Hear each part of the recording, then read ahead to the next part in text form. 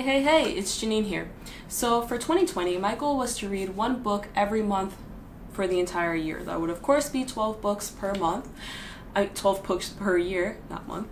And so far I have read one. So because of this, I decided to hold myself accountable by creating a review sort of blog in a way for each book that I read. So for March 2020, the book that I read was The 5 People You Meet in Heaven by Mitch Albom. And you can see it here. Now, why did I pick this book? I don't think there was any particular reason why I decided to pick this book. However, I did hear a lot of really good reviews from it and a lot of friends did recommend it to me. So I decided, why not? Something new to read. Let's see how it is. Now, I could give you a huge summary of the book and tell you so much about it. However, this information is in abundance online. Therefore, I'm really going to just talk about the book as I see it from my perspective and how it relates to me and the world as I see it. Basically, this book is about a man named Eddie who dies and he meets 5 people in heaven. Riveting, I know. But what's really interesting about the book is the 5 lessons that you get out of it. So the first lesson that you'll get out of it is the interconnectedness of life. The second is sacrifice. The third is forgiveness. The fourth is love, and the 5th is the significance of one's own life. So for me, I think 2 out of the 5 lessons really stuck to me, especially at this particular point in life. And it was the first one, which is the interconnectedness of life, and the third one, forgiveness. Now, with regards to interconnectedness of life, what really stuck out to me when I was reading was the quote that there are no random acts, that we are all connected, that we can no more separate life from one another than you can separate a breeze from the wind. And then the next quote, which is shortly after that, which was, it is because the human spirit knows, deep down, that all lives intersect, that death doesn't just take someone, it misses someone else. And in the small distance between being taken and being missed, life changes. Our lives are changed. Excuse me, I'm making my own version of the book. So, for me, these 2 quotes really stuck out because this was something that I've always kind of contemplated or something that I've always thought about. Don't really know why, but it was just a thought that really stuck out to me. And currently, I think that the situation we're in right now really speaks to this idea. So, for example, with this pandemic right now that we have with the Covid-19 virus, this virus started off with a handful of people in Wuhan, China. And from there, within the matter of 3 months, this virus has grown immensely to over 200,000 cases around the world, and even affecting those we often deem as untouchable, such as celebrities, athletes, and other prominent figures.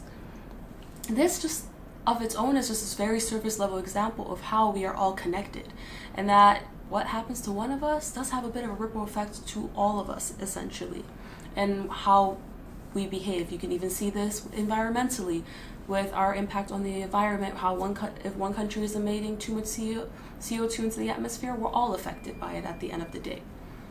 Now, when we look at this even one step further with the same case of this virus and how people's purchase behaviors have changed in the time with mass purchasing and this toilet paper issue, for whatever reason I still don't yet understand. I just don't get it. Anyway, when you see it even on the scale of the mass purchasing, you have these young, healthy, fit people going into stores, purchasing as much as possible as if we're about to go into a famine, but yet people like the elderly, the disabled, and the less fortunate are met with empty store shelves and are unable to get the essentials that they need to survive. And the behavior of one group is significantly impacting the other group. Or, for example, you see the people who prior to the whole virus, when they saw things were about to go down, they went and purchased as much as possible, and now we're selling it for a higher price. Now, I understand, I'm a business student, okay? I understand the law of supply and demand and everything. However, I don't think in a situation when there's a pandemic or some kind of environmental issue or whatever else could be going on in the world that we should be capitalizing on this for our own gains, unless it's positively impacting everyone involved. My personal opinion, I know some of you would never agree, which is fine. And then on the flip side, you also see, for example, hospitals who are running low on supplies and equipment because people are running out purchasing face masks for after multiple studies and multiple reports have said that wearing a face mask really only holds your germs in, does not keep the other germs out. something to consider. So, in my opinion, this particular theme in the book really speaks to what's going on right now, and I really, really, really hope that once everything with this particular pandemic situation is over, we're able to kind of reevaluate things in a way, think about our actions, and think about how it's impacting others. Because we're moving more and more towards an individualistic world.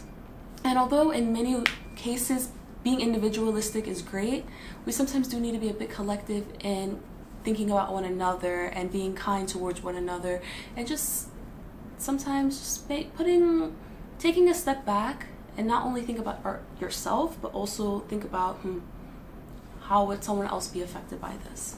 As not to dig too much into this one. So the next lesson that stuck out to me was the third one, as I previously said, which was the topic of forgiveness. Now, the quote that really stood out to me with regards to forgiveness was on page 149, and it says, "Holding anger is a poison. It eats you from inside. We think that hating is a weapon that attacks the person who harmed us. But hatred is a curved blade, and the harm we do to ourselves." Dun dun dun dun. I thought that was quite heavy. So I'm not going to take it into such a deep level because forgiveness is a huge topic. I know for myself personally, forgiveness is a ginormous topic. I can say for myself, I am not one to easily forgive and forget, which is something that I work on every single day. However, we're looking at it on a light level. I am someone who tends to joke about being petty. And I think we currently live in a world that glorifies petty culture. We often say to one another, oh, he's petty, she's petty, you petty, he petty, everybody petty. I think we're all a little bit petty somehow, some way, for sure. And with my friends, we often joke about different circumstances to which maybe we may have been a little bit more petty than was necessary or overreacted. Please excuse this interruption. Petty, making things, events, or actions normal people dismiss as trivial or insignificant into excuses to be upset, uncooperative, childish, or stubborn. A person who is purposely childish with the intent of eliciting a reaction. Sometimes funny.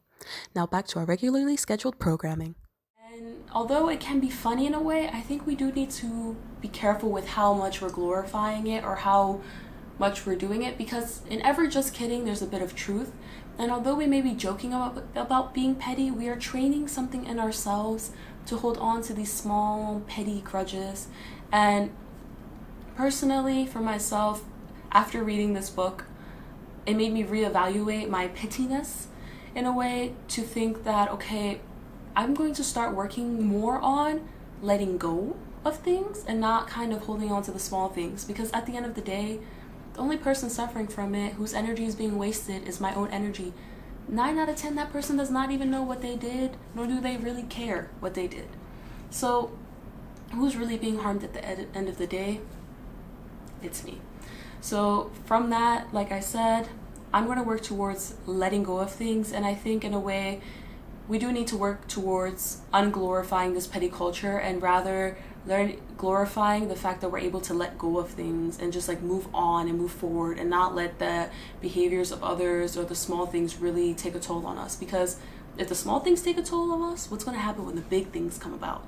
Those are just the 2 lessons that I got out of the book, and I would highly, highly, highly recommend it to anyone who would like to read it. It's not a highly spiritual book. It's not really anything groundbreaking in my opinion. I think the lessons that you get out of this book are something that you will hear in many other books, and it's oftentimes reiterated in a lot of religious texts as well.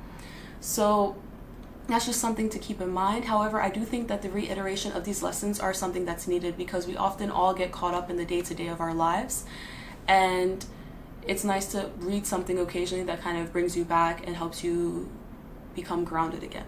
So, like I said, that's my review of The 5 People You Meet in Heaven by Mitch Albom.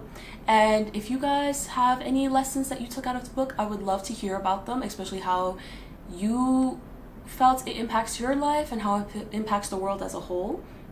And also, I would love to hear any other book recommendations you guys had, or just your thoughts or opinions on the book in general. So, anywho, stay tuned for April. There will be another book review, and I would love to hear it from you guys again then. See you soon, and thanks for watching.